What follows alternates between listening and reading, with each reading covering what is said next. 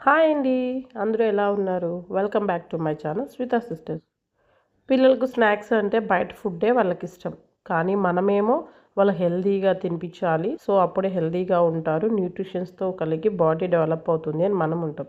So, అలాంటప్పుడు వాళ్ళకి ఇష్టమైనట్లు, మనకు కావాల్సినట్లు సో, మనం ఇక్కడైతే వడలు చేసేయొచ్చు. అదేలెండి పేరుకి వడలైనా కూడా నిప్పట్లులాగా 1 మంత్ వరకు స్టోర్ చేసుకోవచ్చు. ఎలా చేసుకోవాలో చూసేద్దాం రండి.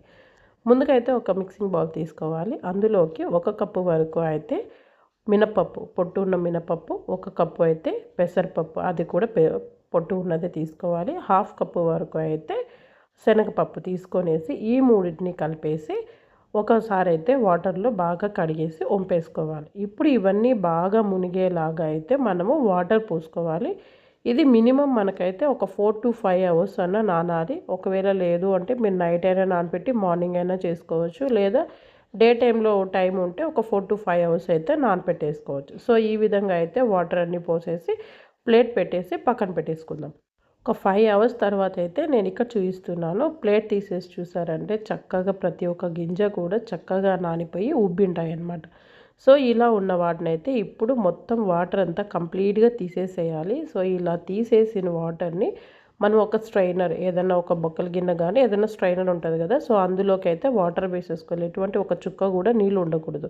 సో, ఇలా వంపేసుకున్న గింజల్ని మొత్తం అంతా డ్రై అయిన తర్వాత ఇప్పుడు వీటిని మనం ఏదైనా అంటే మనం ముట్టుకుంటే తడి కూడా ఉండకూడదు. సో, అలా డ్రై చేసుకోవాలి. సో, అలాంటప్పుడు మనం ఏం చేయాలి? ఏదైనా ఒక ప్లెయిన్ క్లాత్ తీసుకొనేసి అందులోకి ఈ విధంగా అంతా పోసేసి మొత్తం స్ప్రెడ్ చేయండి. సో, మీకు టైం ఉంది అనుకుంటే స్ప్రెడ్ చేసేసి ఫ్యాన్ కింద ఆరపెట్టుకోండి. లేదు అంటే ఇదే క్లాత్‌తో సో, ఆ తడి అంతా బిడ్చుకునేలాగా ఈ విధంగా అయితే రబ్ చేసేసేయండి. సో, తడి వెళ్ళిపోతుంది. సో, మనము అది గింజల్ని ముట్టుకుంటే మన చేతికి అనేది తడి అనిపించకూడదు. సో, లైట్ డ్రైగానే ఉండాలన్నమాట. మరీ ఎండిపోయినట్లు కాకూడదు. సో, జస్ట్ వాటర్ అయితే ఉండకూడదు. సో, అలాంటప్పుడు చేసుకోవాలి. అలా చేసుకున్న తర్వాత ఒక మిక్సీ జార్ తీసుకొనేసి ఇందులోకి మిక్సీ జార్‌కి తగినంత గింజలన్నీ వేసేసుకొనేసి మెత్తగా గ్రైండ్ చేయండి. మరీ మెత్తగా అంటే నున్న కొట్టకండి. అక్కడక్కడ పలుకులైతే తగులుతూ ఉండాలి. సో, ఆ విధంగా అయితే గ్రైండ్ చేసుకోవాలి. సో, ఈ విధంగా మొత్తం రిమైనింగ్ అంతా కూడా మనం గ్రైండ్ చేస్తాం కదా! గింజలు ఉన్నాయి కదా! ఆ గింజలు కూడా మొత్తం అంతా గ్రైండ్ చేసేసుకొని ఇందులో కలుపుకోవాలి. కన్సిస్టెన్సీ ఎలా రావాలి అంటే వడ కన్సిస్టెన్సీ రావాలి.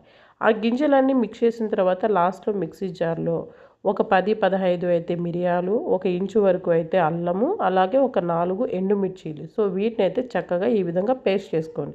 ఆ పేస్ట్ అంతా తీసేసి ఈ విధంగా మిక్సింగ్ బౌల్‌లోకి వేసుకోండి. మనము ఒక పిడికెడు వరకు అయితే గింజల్ని కలుపుకోకుండా అలాగే ఉన్నవి తీసుకొని ఇందులోకి వేసుకుంటే మనకి అక్కడక్కడ తగులుతాయి పంటికి. అలాగే తగినంత సాల్ట్ కూడా వేసుకొనేసి ఇప్పుడు కారము, ఉప్పు, గింజలు అంతా బాగా పిండిలో కలిసిపోయేలాగా అయితే బాగా కలుపుకోవాలి. మరీ ఎక్కువ ప్రెస్ చేయనక్కర్లేదు. కొద్ది పిండే కాబట్టి ఈజీగా ఈ విధంగా కలిపి పక్కన పెట్టుకుందాం.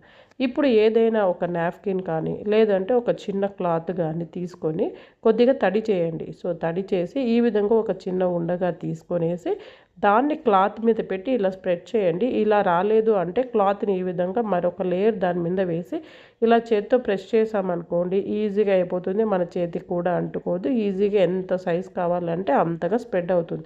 కాస్త పలుచగానే చేసుకోండి. అప్పుడే మనకు ఆయిల్ అనేది ఒక్క చుక్క కూడా పీల్చుకోకుండా మనకు మంచి క్రిస్పీగా వస్తాయన్నమాట.